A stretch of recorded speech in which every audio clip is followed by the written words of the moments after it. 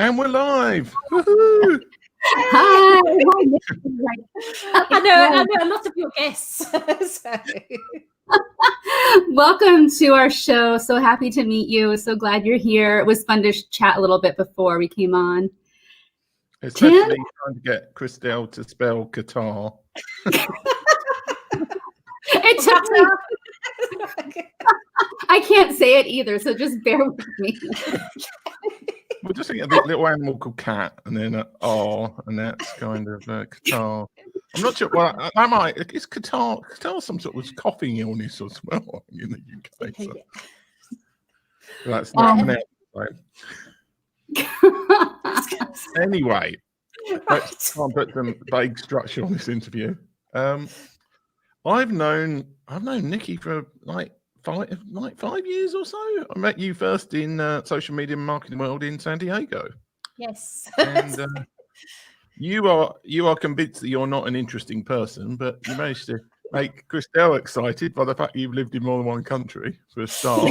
And you've also been an international speaker, and you're going to this mysterious place called Qatar to work for a while. So where do we start? Can you just describe in about 5 sentences your life to date, as in like where you grew up, where you moved to, and where are you going? In 5 sentences, that's quite well, in many sentences, you know, give it to a minimum. Okay, I grew up in South Africa. When I was in my early 20s, I decided to go travel, see the world. I went from university into a corporate role, and then after a while thought, what am I doing? So got a backpack and came to London, which was supposed to be my first stop, but got kind of waylaid, ended up getting married, having children, divorced.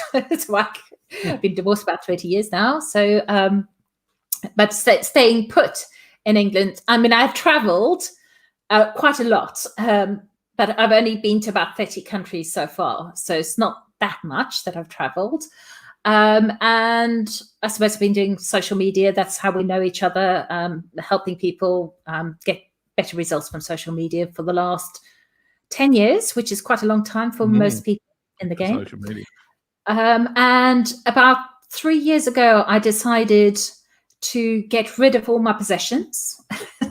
And because I was reaching a critical age period, and my son, I was due to leave home to go off to university. And I got rid of everything, and I've been a digital nomad for the last 3 years. So I've not actually had a fixed abode. Although saying that, with coronavirus, I've been stuck. I'm staying with my children.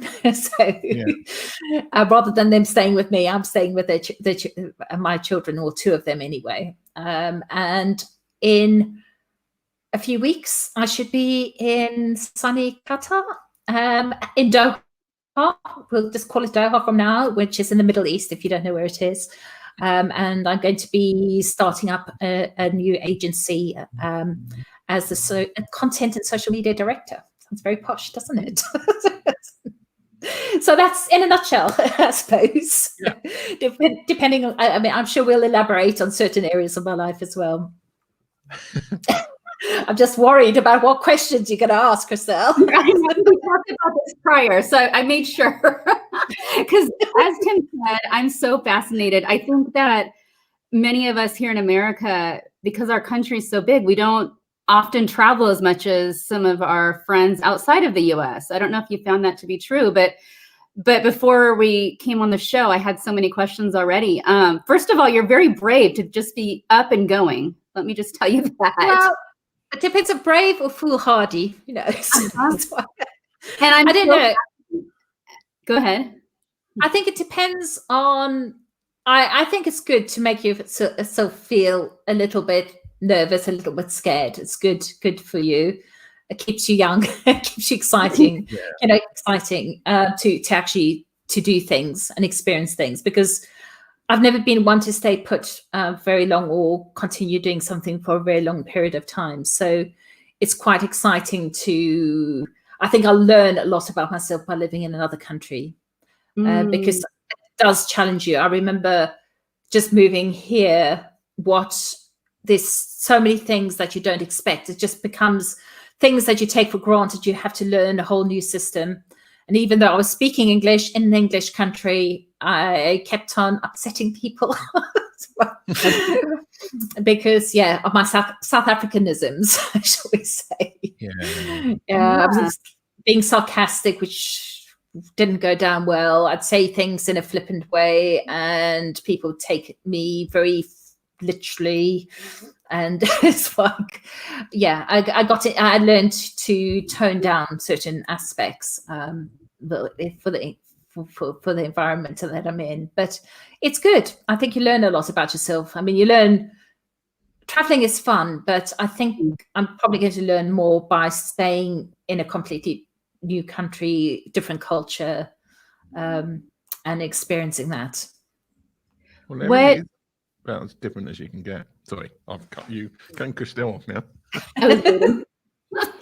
What do you think you've learned most about yourself, or what is your favorite lesson that you've learned about yourself? What, in traveling or in traveling? In life generally? in general, in anything. What have you learned about yourself? I think in the last 3 years, with getting rid of all my stuff, you realize how little stuff you actually need.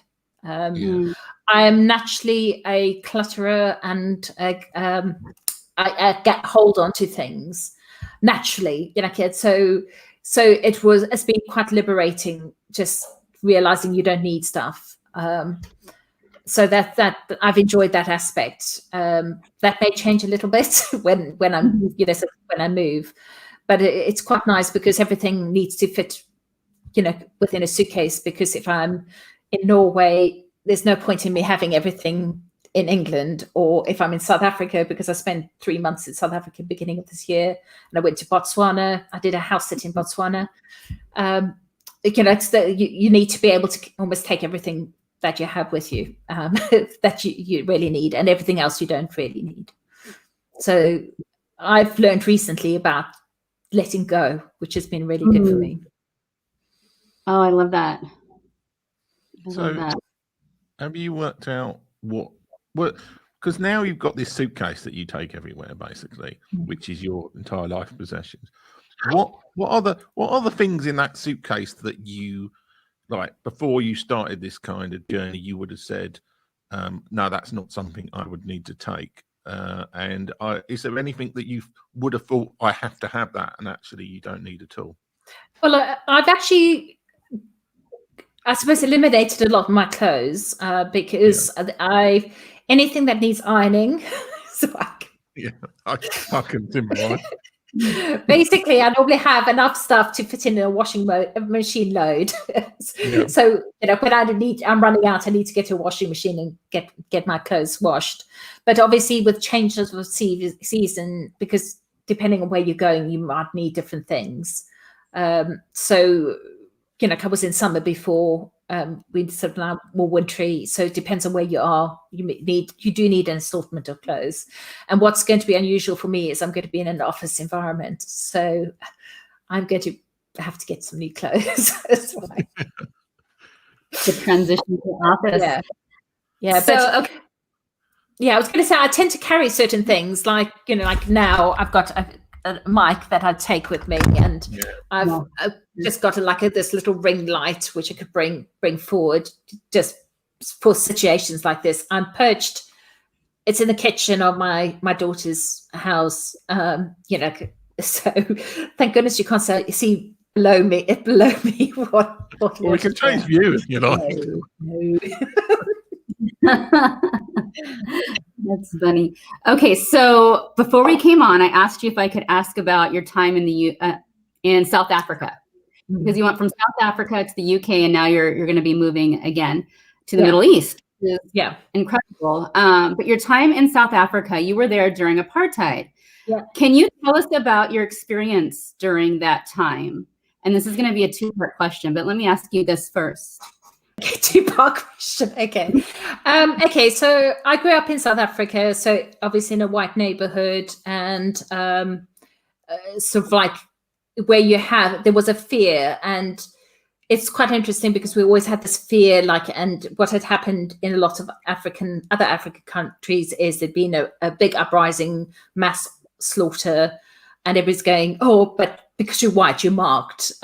So that was like a fear you grew up with, and also the fear that, of otherness, I guess. My mum was always very, sort of like, I suppose, liberal, although my father was a traditional Afrikaner. So my father's Afrikaans, my mother's from New Zealand. So there's a bit, so I was brought up English, which tended to be a bit more liberal, but you accept things that probably shouldn't. You learn to bite your tongue when you see things that shouldn't happen. Kind of learning to accept people as people, no matter, what the situation is, because horrific things were happening and nobody was standing up or saying anything. But like when I went to university, they were at that stage, if you had illegal books in your possession, you could be taken and detained for 40 days without trial. And people who had that happen to them, like, so they come onto the campus and drag people away. They couldn't see a lawyer. They would be given a Bible, but no toothbrush. So you had one thing in possession. They would, like they gave you, and got beaten. Most people, sort of like, sort of beaten up, and it affected people who went through that quite dramatically. So as a young person, I was very careful not to say anything about things, but I wasn't happy with the situation. When I got to England, people were very anti-South Africa. So in some ways, I lost some of my South Africanism because people would be quite almost angry with me because I was South African, even though I hadn't particularly done anything, other than growing up in a system. And, I'm sure there are things that I did, without meaning to do things. But, like nobody's entirely innocent in the whole world. But I hope that the way I was brought up was like believing in the goodness of people, ultimately. And so I think I didn't stick with South Africans at that point. I sort of almost separated myself. My husband was English, it's like, so I got absorbed into the English culture, and it's taken me quite a long time to get back my South Africanism, get back to my roots. And I know Tim I'm sure we'll talk more about my roots, my actual roots, and where I'm from in a little bit. But it's been really interesting for me. And what worries me is when I see there's racism in England, there's racism. I've never lived in Wales and Scotland, so in the UK anyway, there's definitely racism going on in the United States. And it's concerning that where it might be coming from. Yeah. And I'm hearing a lot of statements that really concern me, because as soon as you have an us, you've got a them. So it's natural to have a little bit of nationalism, but as soon as you start outing other people, then that becomes a problem. And it's whereas I think people need to be judged. Of course, everybody has prejudices. It's almost impossible not to have some cultural like what you think is normal. It's impossible not to go into the world with that. It's been interesting because I've been teaching English as a foreign language during the lockdown period, and that's been interesting because I've been coming across so many different cultures and speaking to so many different people around the world, and I'm just trying to understand. And I've done some multicultural studies as well during this time as well, just to learn more, because you believe the way you see the world is the way the world is, and that's not true. So So I don't know if that answers your question enough. Well, that's why I'm asking it. That's exactly why I'm asking it, because I think it's so important for us to hear worldviews outside of where we are. And so that's kind of why I'm specifically asking you these questions, because we only hear our worldview here in America, and you know, in England, that you hear your worldview. And so I'm very, very much wanting to hear your perspective and your story. What would be a message you might have for the world based on your experience during apartheid? Well, I think there's a very good quote about the biggest sin is not, it was something in the war, the biggest sin is not the people who actually do the racist or whatever things, it's the people who see it being done and don't say anything. I can't remember who said that, but that quote has had a big impact on me. It's like, if you see something that's wrong and you don't do anything about it, then you are as bad as the people who are doing those bad things to other people. And you know, I think the thing is to try and see, I suppose, the reflection of ourselves in other people. So you know, recognize the humanness of when you see another person, that they're a human being, and treating them as a human being, whether they completely different, you know, like they speak funny, they, you know, like whatever they look like, you know, whatever persuasion, whatever religion, you know, so whatever they are, they're another human being, and trying to speak to them as one to one, as a human to human, is really important. Yeah. So we've had discussions, because you were, I don't know if you're still looking to write a historical fiction book about me. Yeah, I have started. I've started writing it, but it's been put on hold for a little bit, but I will continue to write one. Yeah. But I mean, that is based on your own ancestors, which are very interesting. I mean, are these on your father's or your mother's side? Okay, so I've always done, even when I was a teenager, I was interested in family history. Normally, as you get older, that's when people get really interested. Yeah, my mum's really family history. But I wrote this family tree when there was a project when I was about 12, and I had great fun trying to find out about my family tree. So my mother's side, they've been in New Zealand a few generations. I came from English-Irish stock. Okay, my father's side predominantly have been in South Africa since 1650 to 1715. You know, so like most of them were in the country. I knew that the Kriels came from Germany in the early 18th century. So I knew that, but I hadn't appreciated how long my history went back. And also I hadn't appreciated how many slaves I would find as my ancestors. So I've got at least 5 slaves that I've been able to trace, you know, from different countries. So that fascinates me, you know, so like just to find out more about my slave ancestors and what their journey would have been like in the 17th century. Some of them came a little bit later, but, you know, so it's like going back into that history. And I feel passionate to tell the story of one of my ancestors who traveled from Angola, which was owned by the Portuguese. She was on a slave ship, and everybody knows about the Middle Passage being really bad and how many people used to die in that.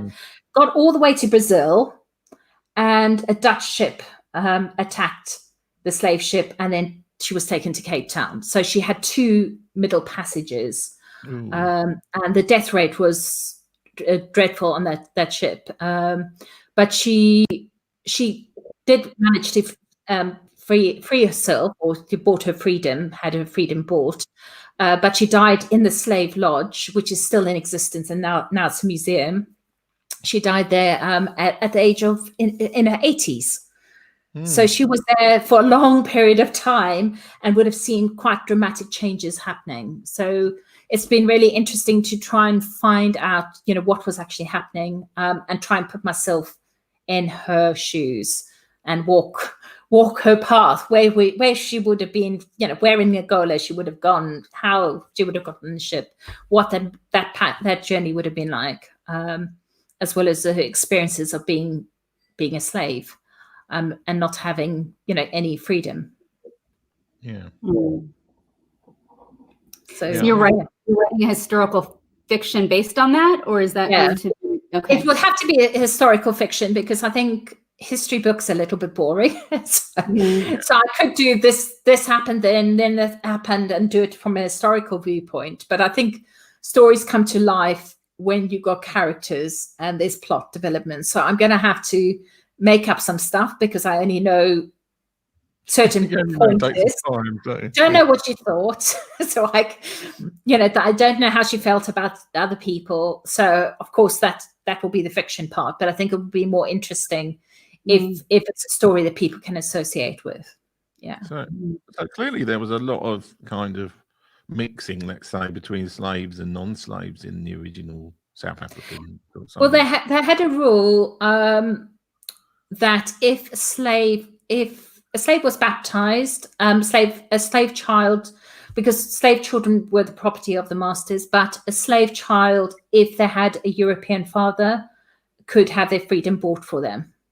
There were also very few. The slave lodge was used as a brothel, so they didn't really necessarily have much choice about that. So, and at one stage, one of the governors was actively encouraging farmers to have sex so that there would be more slaves. So, sort of like there was a lot of that going on. So the idea was, like, if you have slaves have lots of children, then you have more, more slaves, which is not that great. But it's a situation as it was then. Yeah, well, it's an interesting backdrop at the very least. The trouble is, we judge everything from our moral standards of today, but obviously there were lots of terrible things happening all over the world then. Yeah. So anyway, maybe we should move on to something more exciting and cheerful. Well, it's yes. So anyhow, it's fascinating to hear the stories outside of America again and outside of England. I think it's important that we make these connections and understand how people have lived around the world for centuries and how we came about. So I think it is fascinating, and it's very important, and it's pertinent to these times and this season. So thank you for sharing that. And I think, thank you for sharing that. But yes, we'll move on to your career. What are you doing? What are you doing? You're moving. Tell us why. Yeah.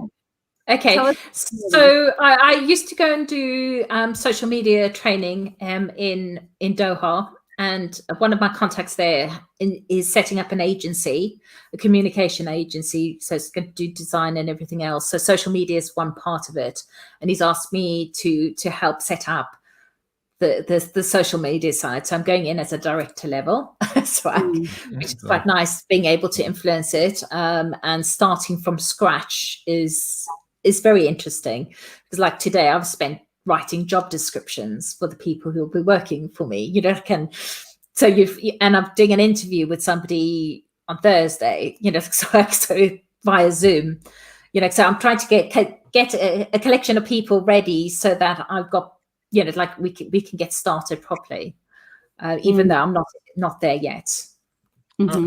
Is everybody at the agency going to be based in Qatar, or are you kind of like international outfit? Was it just was this supposed to be the start of a kind of a global agency? Well, yeah, he has grand plans for how big this agency may become. Okay, but obviously we're starting. You've got to start in one place.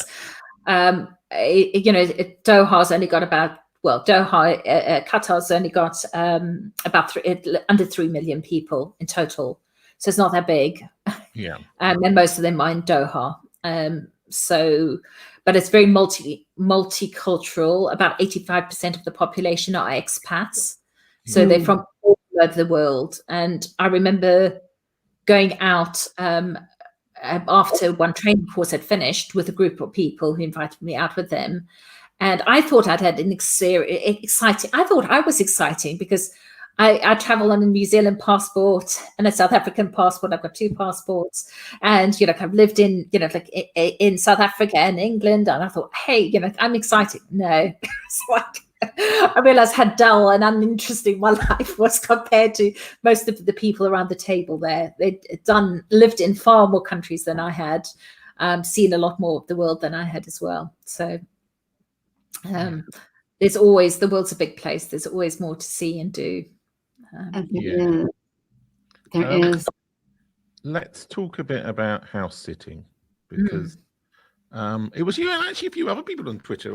Once you start talking about house sitting, all these people come out of the woodwork who do house sitting, but I'd never really ever heard of it until you started doing it. And I think it wasn't your original intention to do house sitting. I think it was the coronavirus has put a little, it's like a dampener in things. So, I mean, I've house sat in France, in different places in France, in Norway, South Africa, and Botswana, and lots in the UK. So like at certain stages, I'll move from one place to another, and I've got lots of regulars who I used to house sit for. So lots of people look for somebody who can come in when their pets, come and look after their pets, so their pets are happy, because animals are always happy in the environment. And to be honest, most dogs and cats, if you feed them and you give them a bit of attention, they love you. Like it's just simple. And they're a lot happier if they in their own environment than being shoved off at a kennel or a cattery. So lots of people like having house sitters to come in. So it's been nice. I've got lots of regulars that I house sit for, who are quite upset that I'm going off to live in another country. But I've not been able to house it really since coronavirus, started in earnest, because people aren't going away. And also travel is difficult. How does one get started in house sitting? Is it word of mouth? People trust you already, or is there an agency you go through? How do you? I used a site called Trusted House Sitters, which there's a nominal amount that you pay, which for the sake of free accommodation. I mean, in a year, I've only spent a minimal amount on hotels or paid for accommodation. It's like you can actually stay, you can move around freely. So if I went to New York, I would try and do house sits in different boroughs around New York, and stay in New York that way. But obviously it's not always practical if you need to be at a certain place at a certain time. That it doesn't work. But I've had, like Norway, I went and stayed, it was outside Oslo, and I stayed there for 3 weeks. So it's a completely different experience. Wonderful countryside, very, very different from other places. And I would never have done that otherwise. I've house sat on farms, looked after chickens. It's like a snake which was in a cage. I don't like snakes. So there was a snake, and I just checked that it was alive, that it hadn't moved. So I didn't have to do anything else with it really. So thank goodness. But it's been a wonderful way to get around and try and organize things. So, I've managed to go and see friends when I'm going in there. Obviously, I've also got friends who put up with me or put me up, whichever way you would. Or both. I've got lots of good friends, which is nice, who've helped, if I've needed to be in a certain place at a certain time or between house sits. That's been really handy to have good friends around as well. But it's been fun because you go in and I've stayed in some very nice houses, I have to say, with some fantastic views. And I just get my laptop out and I get set up and I can work from anywhere as long as there's a Wi-Fi connection. Where has been your absolute? Sorry. What has been your favorite adventure on this house sitting journey? I actually think when I went to south of France, that was quite exciting because firstly, I very stupidly hadn't quite appreciated how big France was because I decided to drive there. And yes, it's a long, it was a long drive, but it was nice. I stayed on a farm on my own, with a lovely couple who were there for certain parts, but they went off to Italy. I think they went off to England as well while I was there. But that was nice. I had they had a gîte as well. So there was one day they had a pool at one place and a pool at the other, and I was determined. I swear, I thought I'm never ever going to do this again. So I managed to swim in both pools in one day. And this was in October, so it was starting to get cold, but it was a nice warm day. But I thought I'm going to do this. I'm never going to have that and walk from one place to another just in my bathing costume, which I would normally not do either. Because nobody else was around. But I enjoyed that. All this saying that, I was going to say I like my Botswana house stay. That was very interesting. A bit disappointing because the river I was supposed to be staying is supposed to have crocodiles and hippos in it, and it was completely dry while I was there. Because I was quite excited about the idea of coming across a crocodile or a hippo, taking the dogs out. You wonder where the crocodiles and hippos went when they were probably in the house when you were sitting there. They're back. They are back. But it was they had a drought, and because the riverbeds were completely dry. I did go to a safari after that trip because it said you can't come all the way to Botswana and not go and see, go on safari. So I'm glad I did that because, you never know when you'll next be in that neck of the wood. Yeah. Tell us about your safari adventure. What did you see?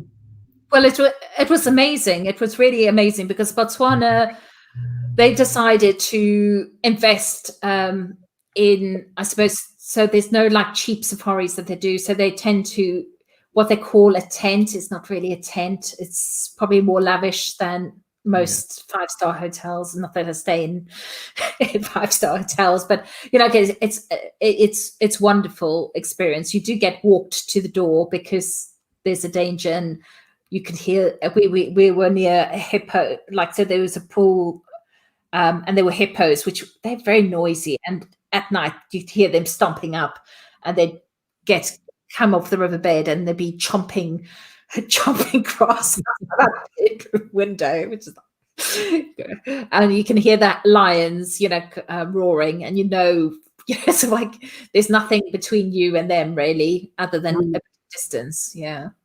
So I enjoyed that. It was really exciting. You went in a little fixed wing aeroplane because that's how everybody gets there by aeroplane, like a small aeroplane, where they actually ask you how much you weigh, which is not good. Yeah, I hate that when you get on or something. Yeah. So you're allowed one small bag that's not hard to go with you. I just did 2 nights there, but it was an amazing experience. I've still got lots of pictures, but then when I got back, coronavirus was becoming a bigger thing, and that sort of overtook everything. I guess then, it changed things quite a lot. Yeah. Yeah. So I'm going to change topic again. Okay. You are renowned as a Twitter expert as much as anything, but also social media in general. How did you get started on Twitter? Because I don't know this story because I've never asked this question before. But how did you suddenly get onto Twitter and become a Twitter expert? Well, I did a course through Murray Smith years and years ago, 10 years ago, when she was doing both Twitter and Facebook, whereas now she's completely Facebook, where she was doing the social media thing. And she got me excited about it, and the possibility and of what could possibly happen. And I've met so many good friends through Twitter. I haven't been very active recently, I have to admit, but I will be getting back into it. I just went very quiet, especially over this period. I just thought I don't feel like talking about coronavirus. I'm not moving out of my house. I'm in the same place. I'm not going to moan about life because that's not me. Yes, I'm not going anywhere. I'm not doing anything. So I've been very quiet. But I've met so many brilliant people through Twitter, through chatting to people, and it's led to so many great opportunities. And like meetings, there's a meeting that I had, the first tweet up I ever went to, you know, where people physically met from Twitter. And that meeting that I was at, there were so many people that I'm still in touch with in that meeting. It led to so many different opportunities from being in that particular place at that time, and the group, meeting that group of people. And, you know, like I wrote, my first book was on how to Twitter. And I had people all around the world showing me pictures of them reading my book, like from a hot air balloon to in a burial ground, like somebody had a natural burial ground. So it was, he got in his wicker coffin, sort of like bed and breakfast people showing, you know, the place they're in, etc. It was quite exciting to see where people were reading my book. So that was good fun. But I think Twitter is something that if you stop and try and form those relationships and start speaking to people, that's when it becomes interesting. If you just broadcasting, putting things on, scheduling it, shoving it out, and not actually paying attention to what's going on, then you probably think, you know, what's the point of it all? You know, it's like, I think it really is how much you're willing to take out. And I know you're very active, Tim, and you chat a lot. Chris, I haven't follow you a little bit more, so I see what you're up to. But I know, Tim, like you have lots of relationships with people. You have lots of Twitter chats. I mean, they're companies that actually, most like SEM Rush, they launched themselves through Twitter chats. Did you know that? No. Okay, they didn't have a big budget. They've only been around about 4, maybe 5 years tops now. Yeah. But they made a big name because they decided they didn't have the budget. Let's do Twitter chats for marketing, you know, marketing people. And they really drove the conversation and drove, you know, as much time and energy they could to their Twitter chat. So, and that's how they become a familiar name to a lot of people through doing that, which, you know, sort of like, which is a fairly cheap way, although, you know, they may have spent money, but they would have spent a lot of time trying to drum up excitement about it. But compared to trying to advertise to the whole world. Well, Christelle's bigger on Instagram. She's big in the food scene in San Diego. Hey. On a time. It was fun. It was a fun time when I did the foodie scene and got to kind of explore restaurants. But you, having traveled, have you been able to experience kind of the foodie scene around the world? Well, I love food. Unfortunately, I'm gluten-free and dairy-free, which makes things a little bit tricky. Californian food is lovely, I have to say. And Mexican food, Mexican cuisine is quite a good cuisine for me because they use a lot of corn, and that a lot of the tacos are actually gluten-free, so it's quite nice. I was going to say I'm a bit worried about Asia because of my gluten-free. Most things get soy sauce as a seasoning, so I'm concerned about traveling there.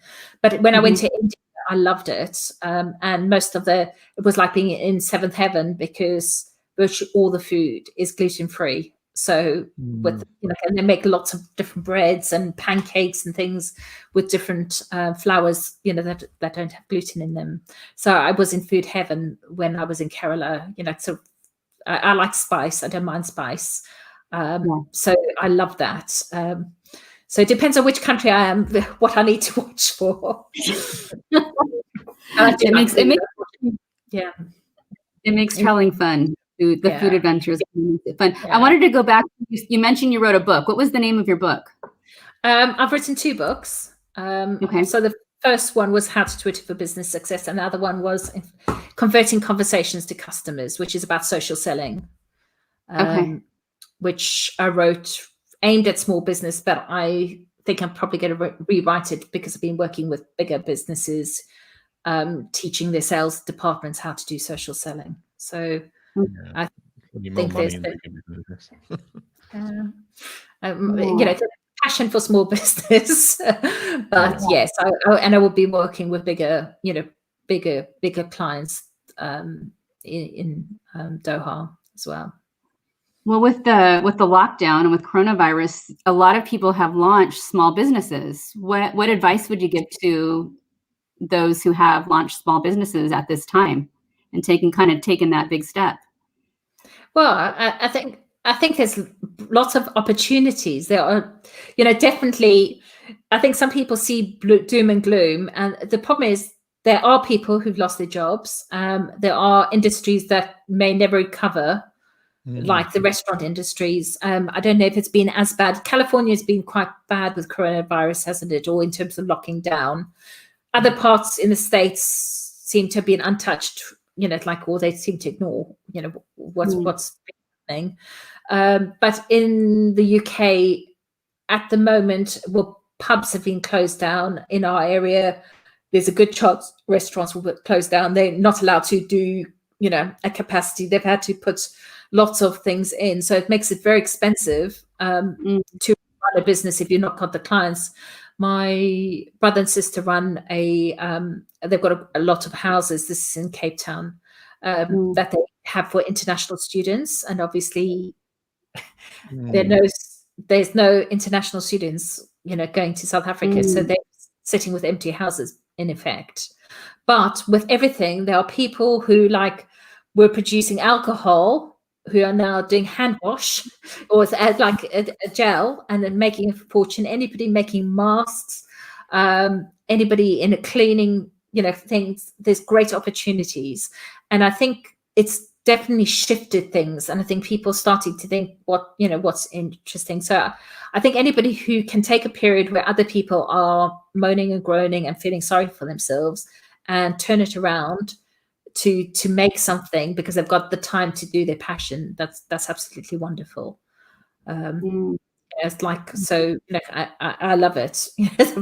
There's so many opportunities, there are opportunities for almost anything in the world. There are people who are willing to pay for almost anything you can imagine.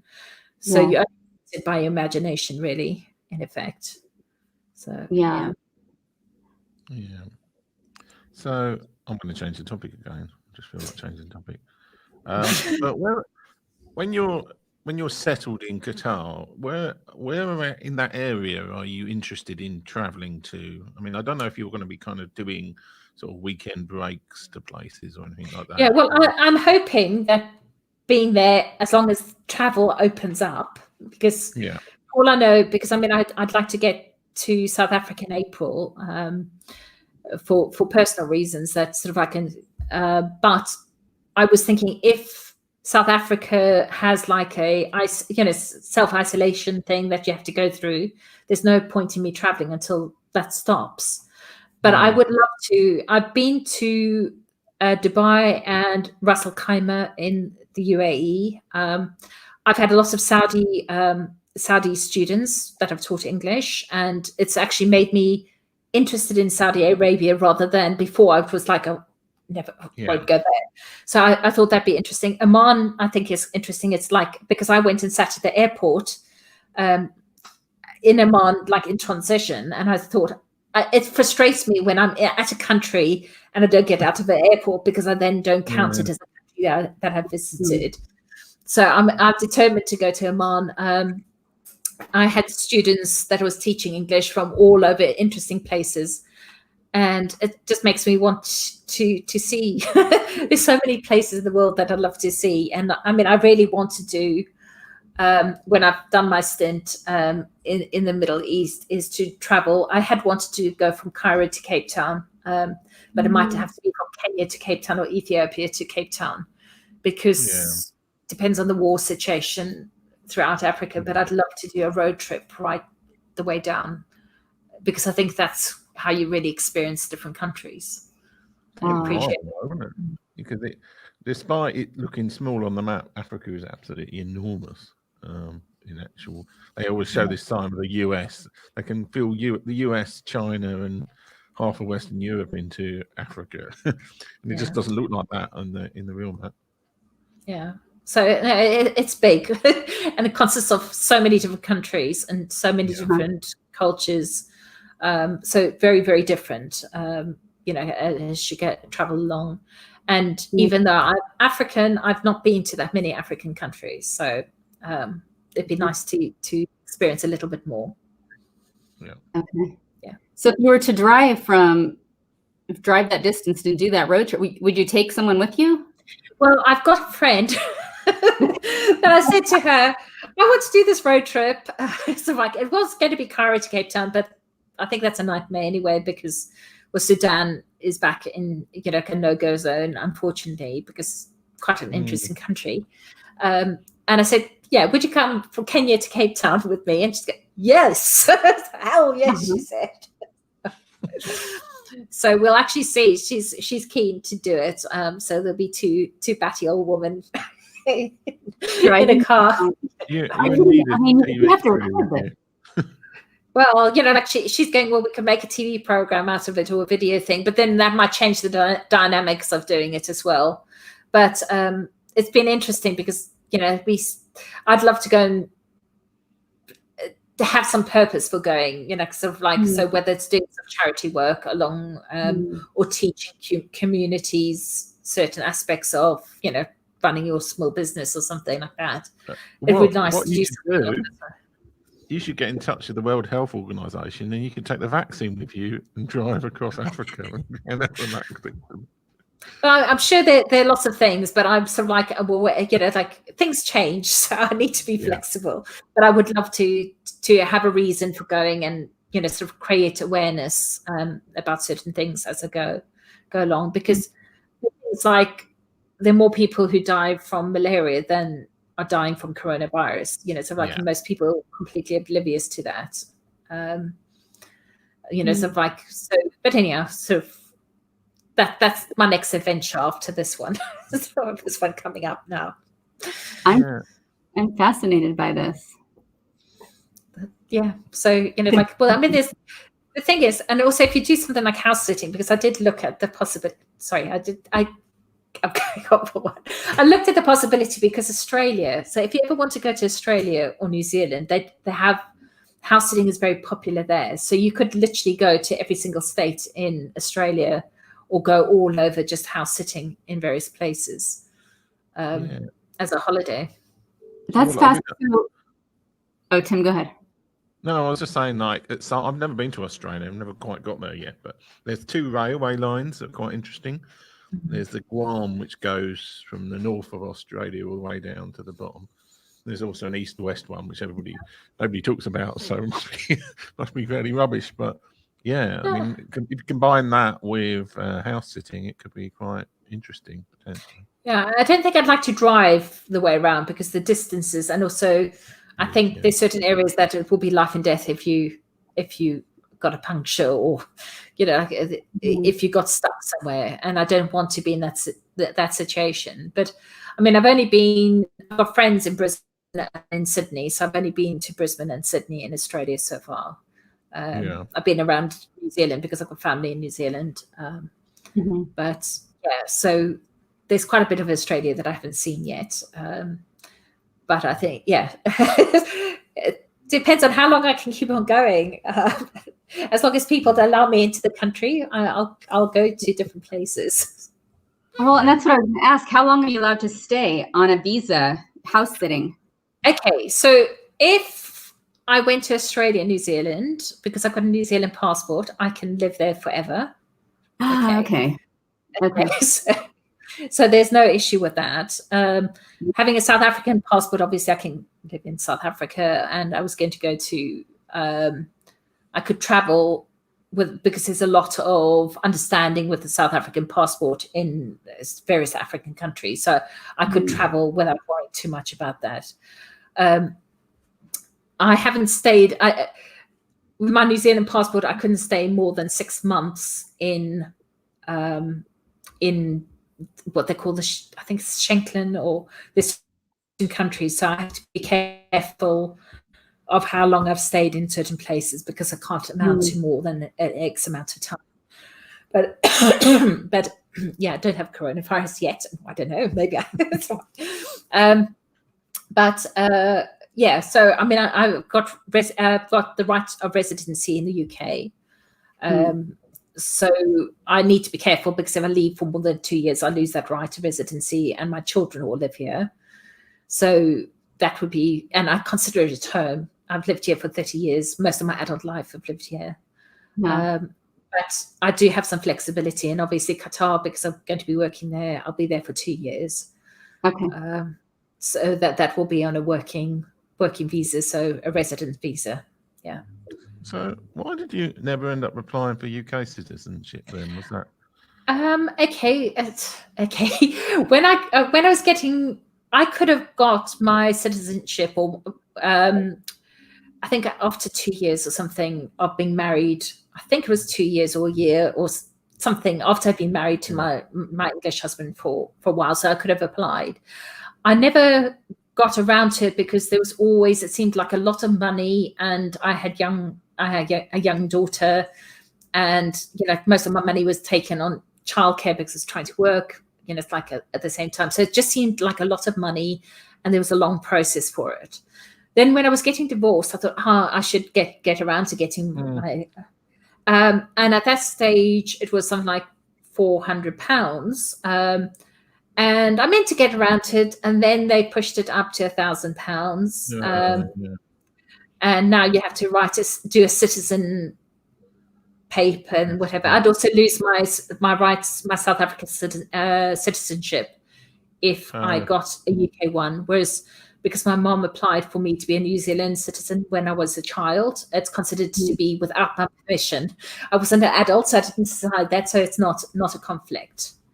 New Zealanders wouldn't be happy for anybody to have their passport, to be honest, I think.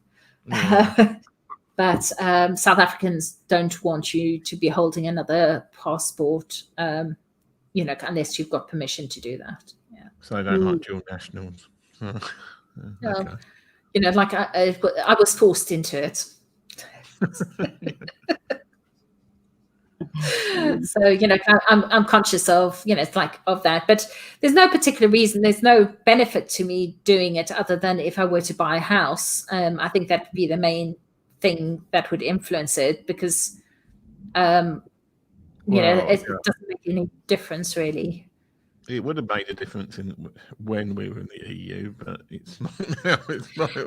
Yeah, but you see, people like the New Zealand passport, so you don't need visas, and most countries are happy, for a New Zealand passport versus a South African passport. You need visas for virtually everywhere.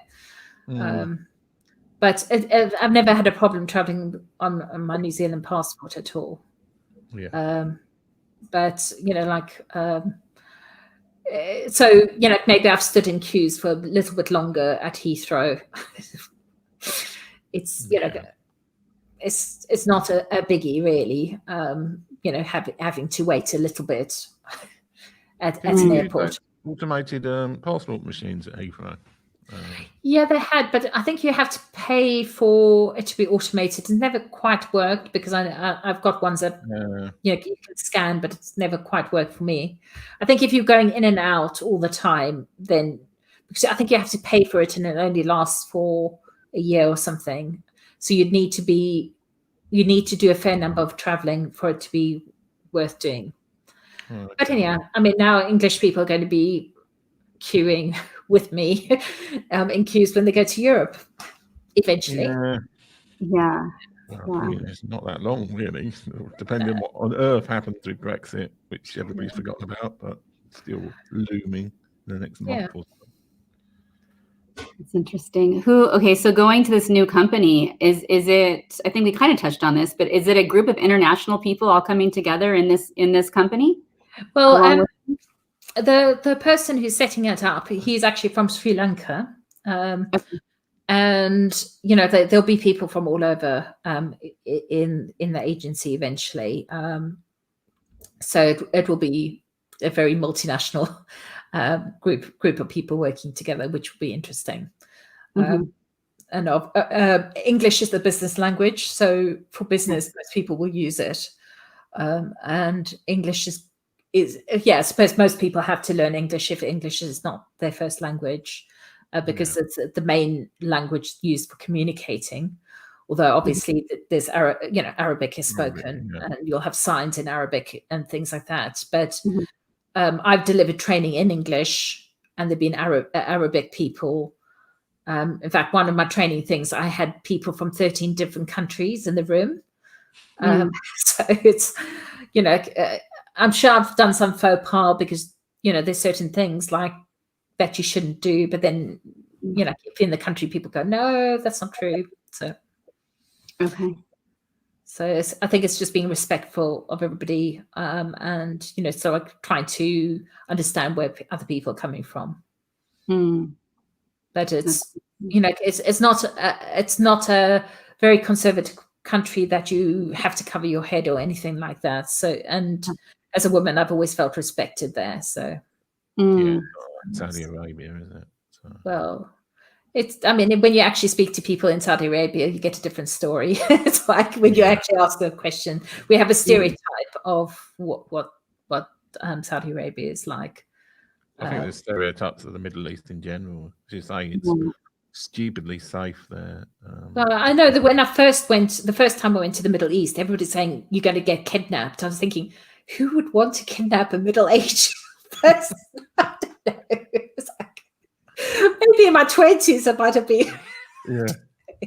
Well, I think It's a it's like Algeria or somewhere. Then maybe, but not like Dubai. Yeah, no, I mean, but you don't know, you're trying to find out information from people. So, it's like, and I was told things that weren't true. It's like people tell you all sorts of things, like as experts, because they've been there once, that don't actually end up being true. So, you just have to take things as they come. Yeah. And it's quite. Is it a zero tax place, Qatar? Or is it? Yeah, so that must be a nice. That'll be a nice perk working there for a while. Yeah, no, it's quite nice because what you get paid is what you get. So. So that's definitely going to be an interesting one. But I think it's the challenge of starting something from scratch, which really excited me. And got me really excited. And I've never worked in an agency before. I've been more educating and doing strategy work with clients and helping them get to good results. I've trained a lot of social media managers, and I've done consulting for agencies who do social media for people. So this will be interesting because I've always, like, my marketing experience has always been the client side of the agency side. So I'm excited because it's starting from nothing. It's like and building a team that I really want, trying to put in the practices that I really want, can set it up, I think is the exciting part. And is it designed for like working with companies in the Middle East, or is it supposed to be both? Is it? Sorry? Is it designed to work with companies in Qatar or the Middle East or the world? Or, where's your client base going to be? Well, it will start. We'll start in Qatar, and there's a lot of embargoes because a lot of the Middle Eastern countries have got sanctions against. Oh, they're squabbling about something, aren't they? Yeah. So, but there's no reason that it won't go globally, and I know he's got ambition to possibly set up something in Ireland, so that it's got a European base, so that it can go globally. And what happened was, before the embargoes, everybody used to outsource everything to Dubai. So Dubai was seen as like where the social media excellence was in the Middle East. And then with the situation, people in Doha have taken on board to actually know how to do social media and get the best results. But there are going to be certain things because it's a small country itself. So there will be certain things that are unique to the country. And also, I don't speak Arabic, so it's going to be interesting when things need to be translated, having to trust people that they got the translation correct without me being able to check it. That's going to be interesting for me. Yeah. Well, Tim, do you want me to ask the final question?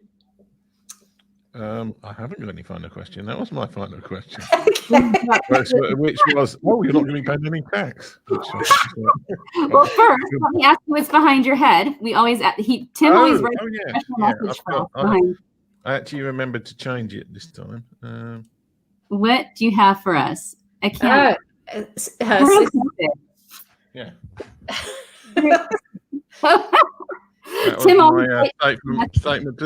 This was on the basis of London possibly going up a level, because our mayor is trying to push for us to get to a higher COVID level for some reason. Not sure why. Well, I think we're the highest You're like Liverpool. Yeah, so but I'm not sure that makes any difference from what has happened in the past, because because we've kept to ourselves very much. My daughter works at the zoo, so that might have some impact.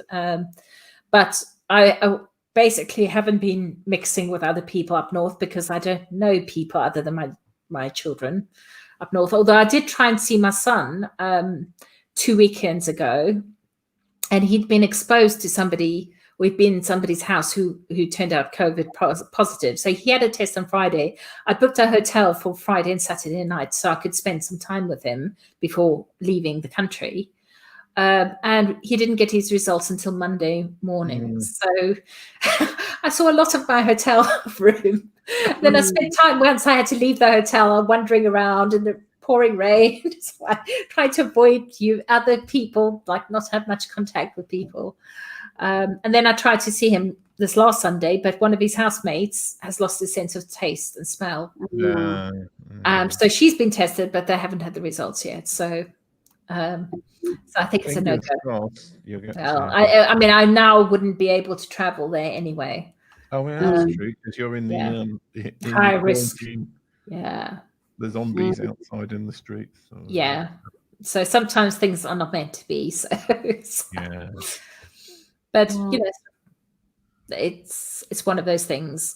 So in some ways it makes everybody think about things in a slightly different way, which is good. Yeah, and hopefully think about others before you take actions. Nicky, thank you for being here. Where can we find you online? Where can find me at Nicky Kriel, spelled the same way everywhere, basically. Just look up Nicky Kriel, LinkedIn if you want to, Twitter, wherever you want to speak to me, I'll talk to you. So the only thing is I didn't get in quickly enough with TikToks. So only place that I like on Instagram, I've got Nicky Kriel, but I didn't manage to get it on TikTok, which really frustrates me. So okay. But I managed to secure my name. So wherever anybody wants to talk to me, I'm happy to talk to them. Yeah. Fabulous. Thank you so much for being here. And thank you to our viewers for watching. We'll be back Thursday with our next show. And then again next Tuesday, same time, same place. Thank you, Nicky, so much. Really appreciate it. Thank you very much for having me. It's been great fun. Thanks, Nicky. Thanks, everybody.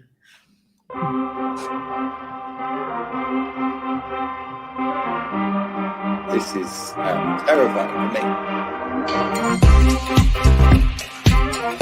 I've made more money in the last 3 years than I did in the previous 7. Cliche shit,